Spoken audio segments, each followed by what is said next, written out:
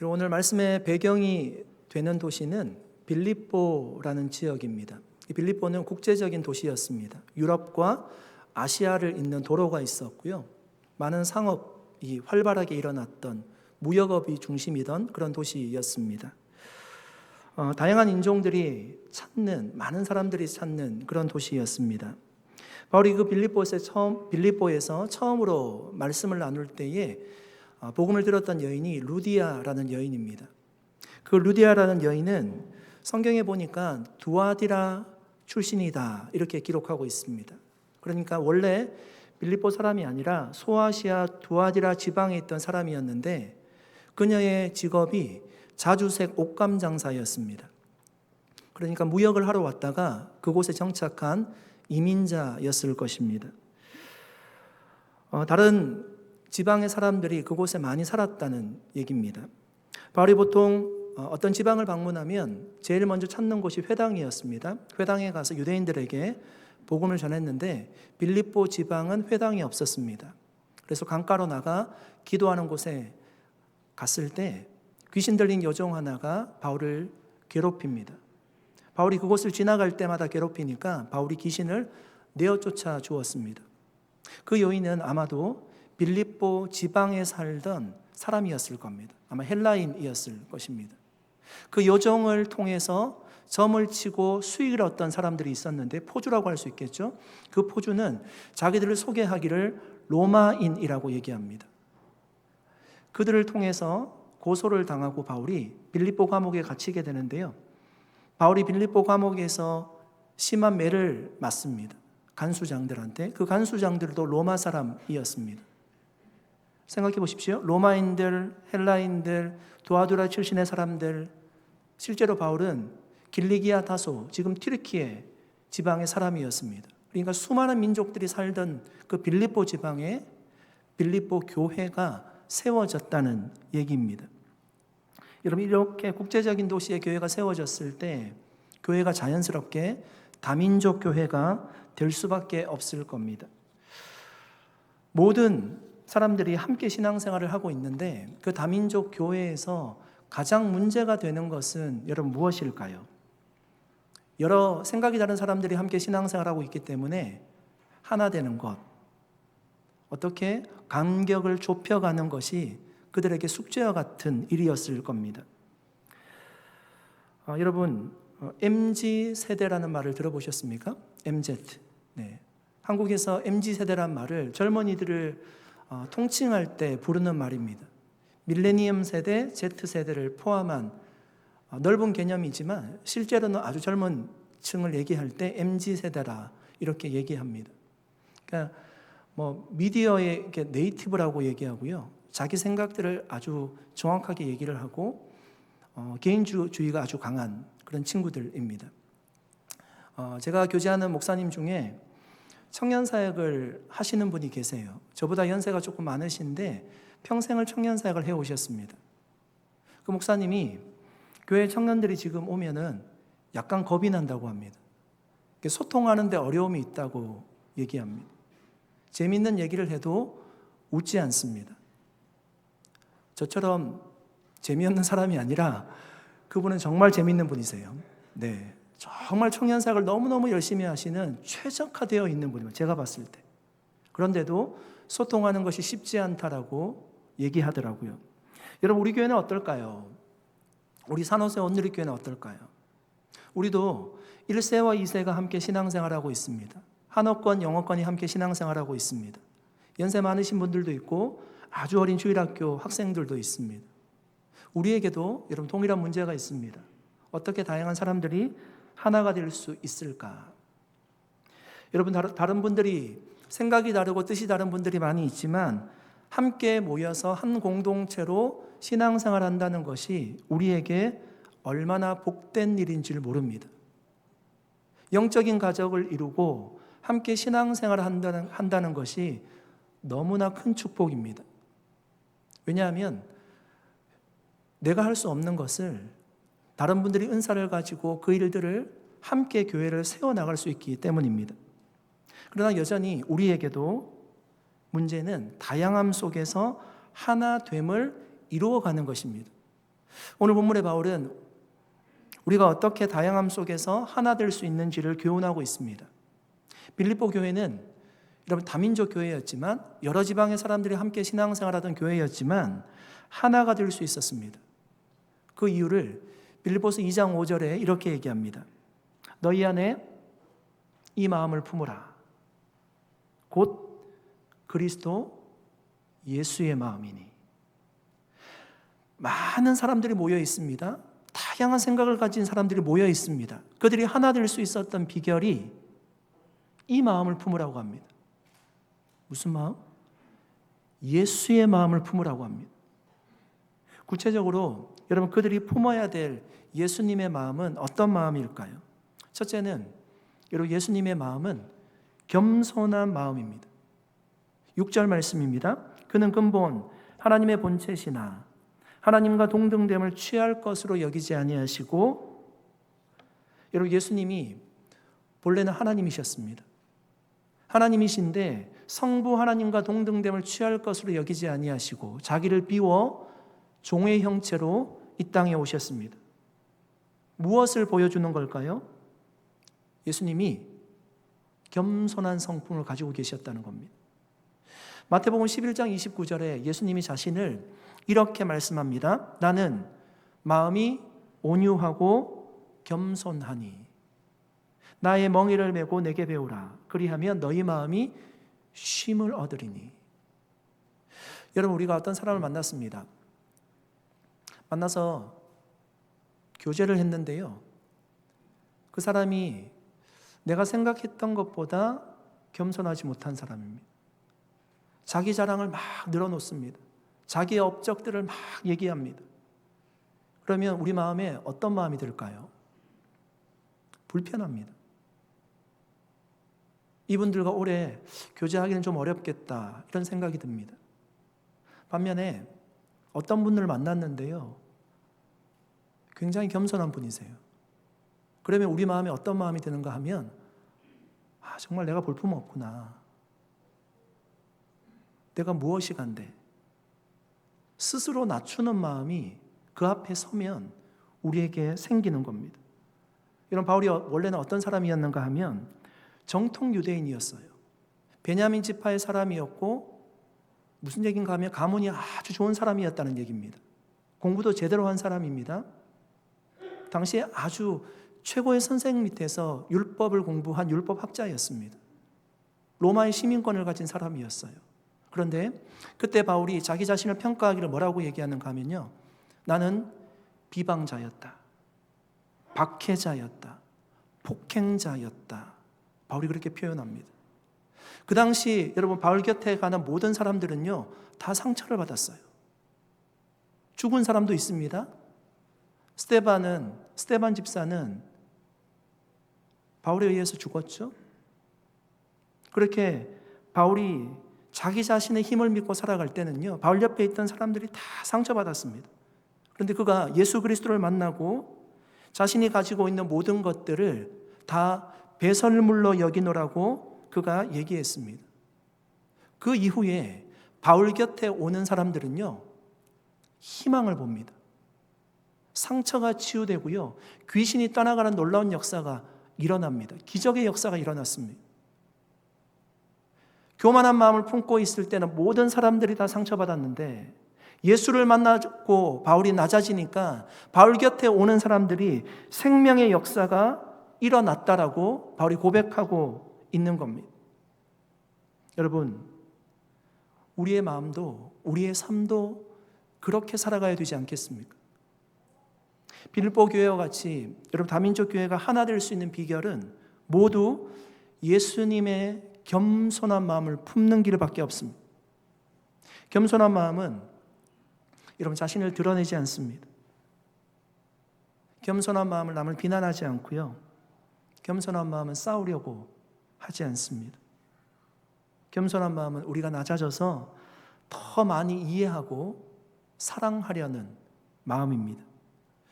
오늘 이 시간 임직을 받으시는 분들과 또 은퇴하시는 분들, 함께 예배드리는 모든 분들, 과거 임직을 받으셨던 모든 분들, 다시 한번 우리가 예수 그리스도의 마음을 품고 겸손해질 수 있는 저와 여러분 될 수 있기를 예수님의 이름으로 간절히 축원드립니다. 여러분, 두 번째 우리가 품어야 될 예수님의 마음은 희생하는 마음입니다. 어떤 목사님이 한 농가에서 한동안 하수구를 하고 살았습니다. 주인은 크리스찬이 아니었는데요.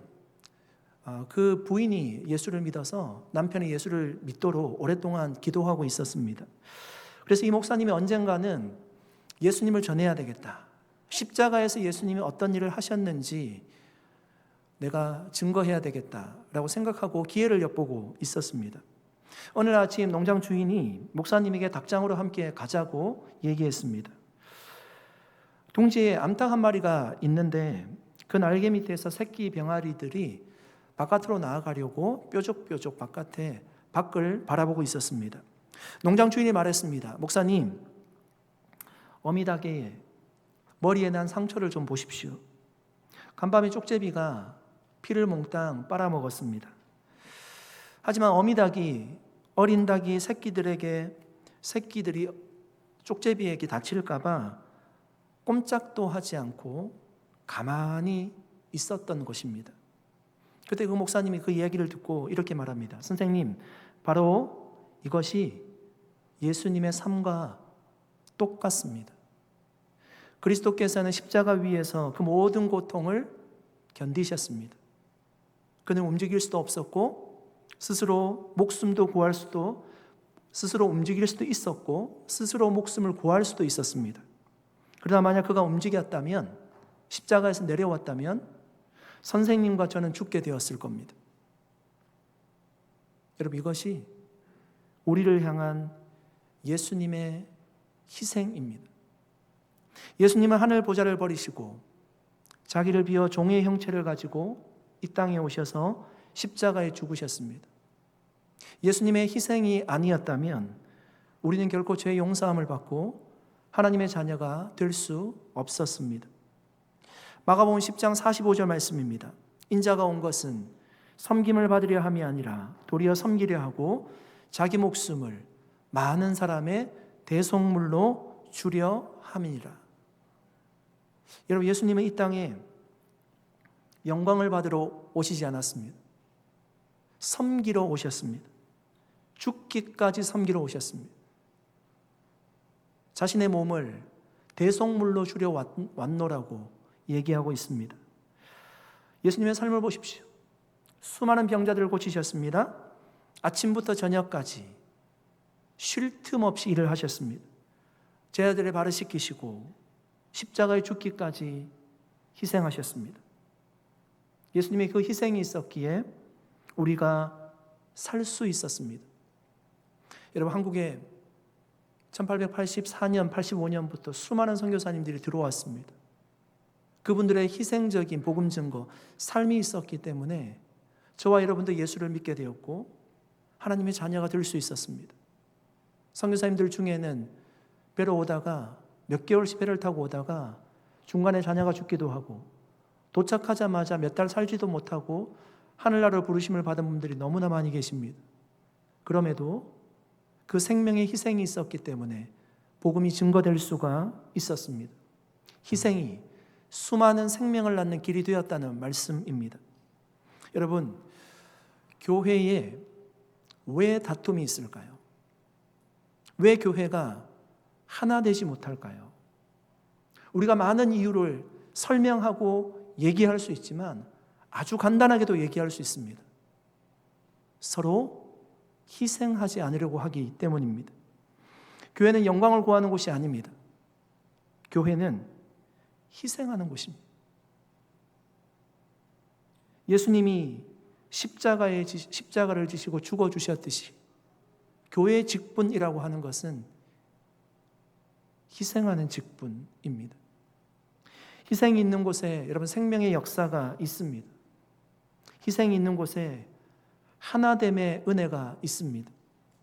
바로 예수님의 이런 희생의 마음을 정말 저와 여러분이 다 품을 수 있기를 바랍니다. 그래서 정말 하나님을 하나됨을 이루어가는 우리 산호사의 온누리교회 될 수 있기를 예수님의 이름으로 간절히 축원드립니다. 여러분, 세 번째 우리가 품어야 될 예수님의 마음은 순종의 마음입니다. 8절 말씀을 보시면 예수님이 죽기까지 복종하셨다고 합니다.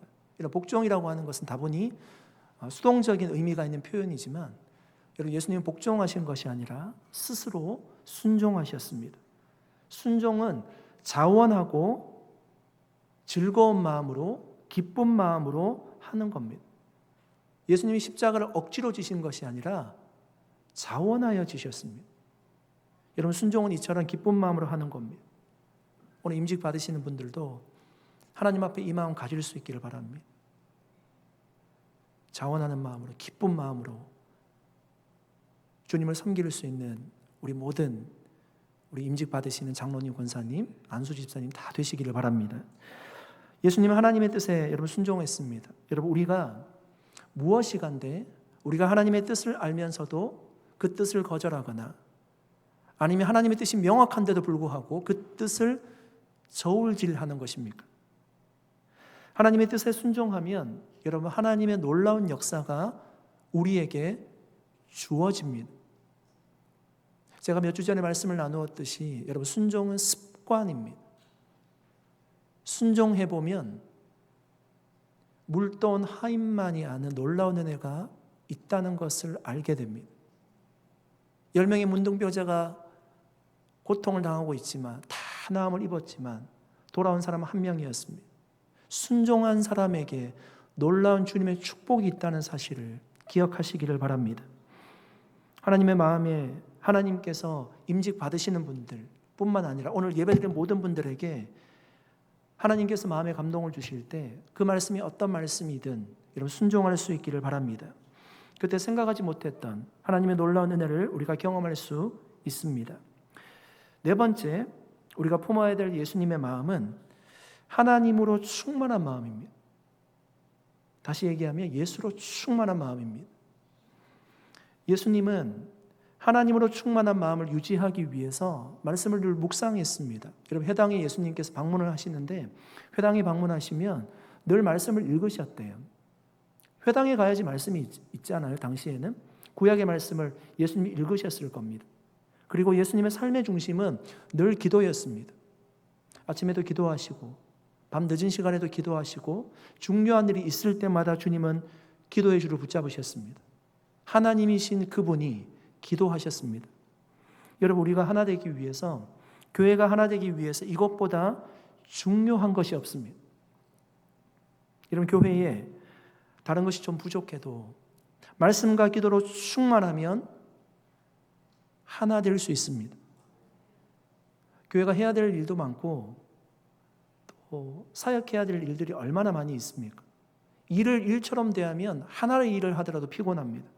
그러나 정말 말씀과 기도로 충만하면요, 마음이 넓어집니다. 이해할 수 있습니다. 그리고 사랑할 수 있습니다. 그래서 우리는 말씀과 기도의 줄을 붙잡아야 되는 것입니다. 리더로 서는 것이 얼마나 힘든 일인가 하면 누구도 옆에서 위로하는 사람이 없을 때가 있습니다. 그때 하나님이 위로하시는 겁니다. 하나님이 그 일을 계속할 수 있도록 격려하십니다. 사람의 위로를 받지 못하면 우리에게 때로는 섭섭한 마음이 들기도 합니다. 그러나 영적인 리더라고 하는 것이 그렇게 서야 될 때가 있습니다. 오늘 임직 받으시는 분들이 하나님의 위로를 경험할 수 있기를 바랍니다. 그래서 말씀과 기도를 우리가 붙잡고 살아가야 되는 것입니다. 여러분, 예수님의 마음을 품는다는 것은, 품고 산다는 것은 우리가 예수님처럼 생각하고 예수님처럼 말하고 예수님처럼 행동하는 거예요. 예수의 마음을 품고 산다는 것이, 우리가 행한다는 것이 예수님처럼 생각하고 말하고 행동하는 것이 예수의 마음을 품고 사는 것입니다. 그렇게 우리가 예수 그리스도의 겸손한 마음, 희생하는 마음, 순종하는 마음, 예수로 충만한 마음을 품고 주님 나라와 우리 산호세 온누리 교회를 잘 세워가시는 우리 임직자분들과 오늘 예배하시는 모든 분들 다 되시기를 주님의 이름으로 간절히 축원드립니다. 잠깐 기도하겠습니다. 하나님 아버지, 감사드립니다. 오늘 임직 받으시는 분들, 또 함께 예배드리는 분들이 주님의 은혜를 강구하면서 오늘 말씀을 들었습니다. 주님, 우리 안에 예수 그리스도의 마음을 품을 수 있도록 도와주시옵소서. 예수님의 희생하는 마음, 겸손한 마음, 순종하는 마음, 예수로 충만한 마음을 품게 하셔서 주님의 위로와 은혜가 있는 섬김이 되게 하시고 주님 나라와 교회를 건강하게 세워가는 모든 분들 되게 하여 주시옵소서. 감사드리옵고 예수님의 이름으로 기도드립니다. 아멘. 우리 이 시간 은퇴